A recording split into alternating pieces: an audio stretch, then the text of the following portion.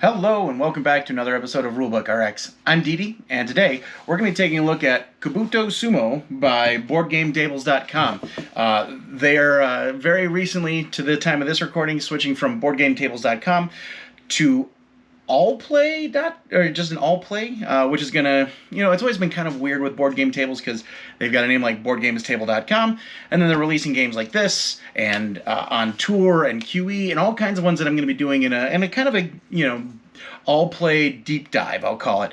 All of the rule books are generally similar to this format that we'll be seeing here in Kabuto Sumo. Very, very small set of rules, just 4 sides. So I'm going to be taking a look at that. Does that help this? Does this kind of format help Kabuto Sumo? For those of you guys that don't know about Kabuto Sumo, it is kind of a wrestling game, a coin pusher in a sense, where you have your opponent here, and you're sliding ever so gently that puck to try and push out your opponent. It's a really easy concept. To explain, you can kind of set this up very quickly and get it going. But how does it go to learn some of these other rules? Everyone has their own specialized wrestler, their own specialized sumo guy. I will be reviewing, along with the regular rulebook, we're going to be taking a look at the Total Mayhem expansion, as well as the Insect All-Stars that came with the Kickstarter as well. So, without further ado, let's take a look here at everything involved with Kabuto Sumo, and we'll wrap up and talk about those graphic design elements and any kind of user interface, user design help that they put in the game. Let's check it out. So here's everything that we're going to be reviewing in here. We've got the Kabuto Sumo regular rulebook. We've got Total Mayhem right here, and then the Insect All-Stars, which is just this little two-sided card here that fits about the rest of the size of these. So I'm going to get to those ones in just a second here. Let's take a look at the main set of rules. So as I was just alluding to before, there's not a whole lot going on here that we would need to be looking at with Kabuto Sumo in terms of like a huge heavy lift of a rule book. It is relatively small. I will say this, the paper quality itself is not great. It's relatively thin. My copy came kind of banged up already. Not a huge deal, but I mean, if I like to have my things look good, and it was kind of a bummer to be like, oh cool, my new game has a giant crease in the rulebook. So it'd be nice if they had a little bit more quality in the rulebook itself, maybe making a little bit thicker cardstock. It's very thin material, but so that goes.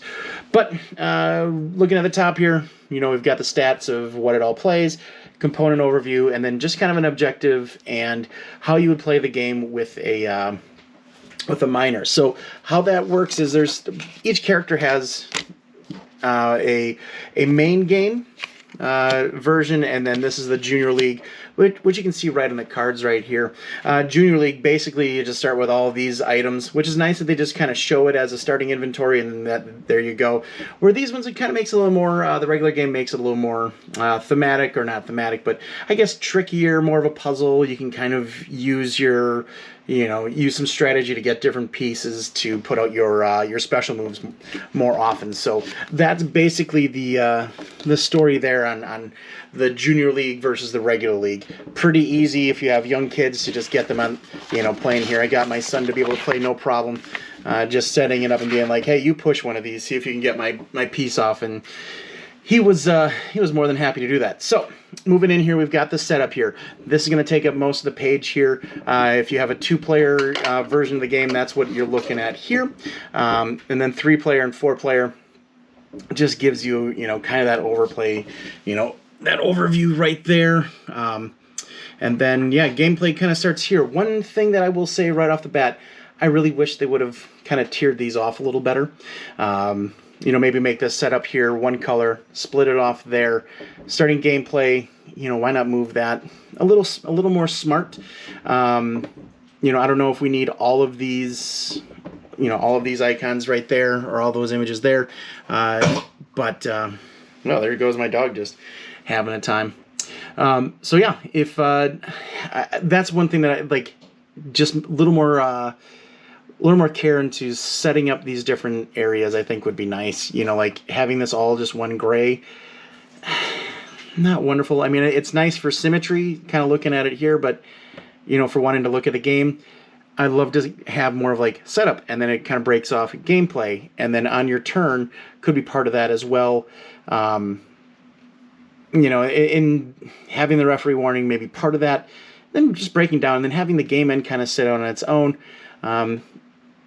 I think I would prefer that a little more than what's going on here. Finally, on the back, we've got, you know, how you construct these different bits. I don't know if that needed to have its own section in a rule book, or just another, you know, small piece of paper like I've seen with other games, like Merchant's Cove had, you know, how you assemble all these as its own. But, you know, it makes this section right here, which is explaining how you do all of these, as it almost feels like an afterthought. Like it feels, it just doesn't feel like it's still part of the rules. Like having everything back like this makes me feel like it's skippable. Having the wrestler signature moves after the end game feels like it's more of a, you know, oh, do this as an advanced setup, where this is really the game. So that, I feel, is kind of a miss. It would be nice to have the endgame stuff all on the back page, where you'd expect to see it, whereas the rest of the signature moves and performing your move and all that kind of stuff, that should be more of in the meat of the game. Not quite sure why they put it way here on the back page, but that feels like a little bit of a miss to me. You know, we've got everything else you'd be seeing here, like the graphic designers are Anka Gavro and Luke Adams. So, yeah, I don't know. Maybe there's got to be a reason why. Once again, they have the same gray. It's fine. I like, you know, one thing I do like is all of these, you know, the fonts feel right. Those feel cohesive. And they carry that through on. Perfect segue to the next book here, which is the Total Mayhem expansion. This is just front and back. I'm going to move this one out of here for clarity. But yeah, it does very much the same. It just kind of gives you some more components, which it shows you right there, and then how you would set those up over here. You know, once again, it explains more of that Junior League. You know, how you can set that up to make that a little more fun with your littles. And then once again, they just kind of have everything for building this on the back along with the credits. But then the new rules are back here too. So I don't quite get that. Once again, I'd like to have some of these in different colors just to make it more eye-catching. Taking the credits, putting that in its own thing. You know, that would just be what I would suggest for this rule book. It's nice that it is only 4 pages, you know, the main rule book, and then this. It is nice to have such a truncated set of rules, but it would almost be nice to have more. And then finally, once again, here's that Insect All-Stars.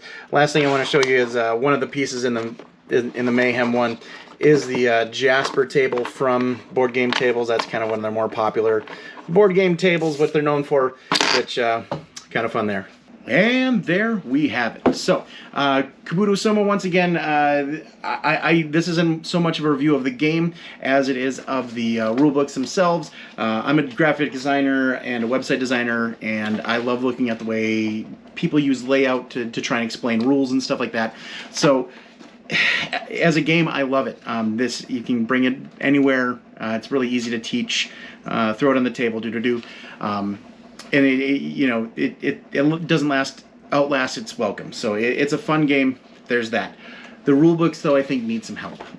You know, there's quite a bit of, you know, kind of areas I don't know if really make sense as far as like kind of layout, how they did that.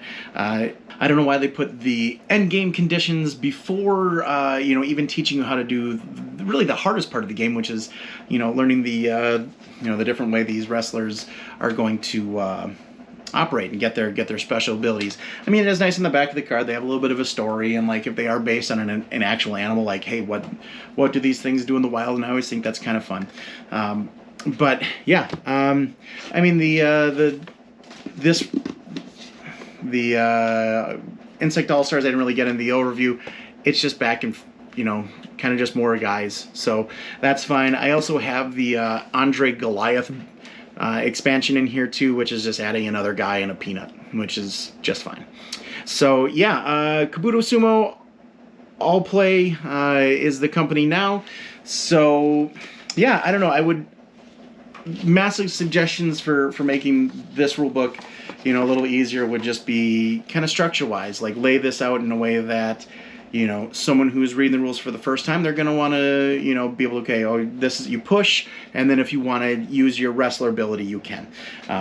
Instead of kind of saying, okay, here's this, no, wait, here's the end game, okay, no, here's more of that. So, yeah, that'd just be what I recommend. The, you know, having the component setups on the rulebook themselves, I don't know how much you need to know that. If maybe just another piece of paper would have done fine to give a bit more space for actual rule descriptions, anything like that that would come up that people would have questions for, like a little, you know, mini FAQ. Not that there would be too many questions, but just kind of my thoughts. So Kabuto Sumo, you know, definitely could use some mending of bones and resetting of structure here. So, but that's what it's going to get from me. Once again, I'm Didi here at the RuleBook RX. I love looking at the layout of and graphic design elements of board games to make them more user-friendly and explain the game.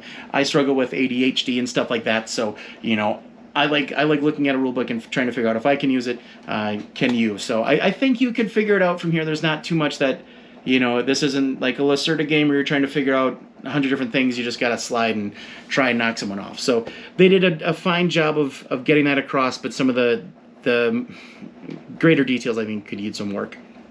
I didn't have to use Rodney Smith to learn how to use the game. It's, like I said, pretty self-evident, but yeah.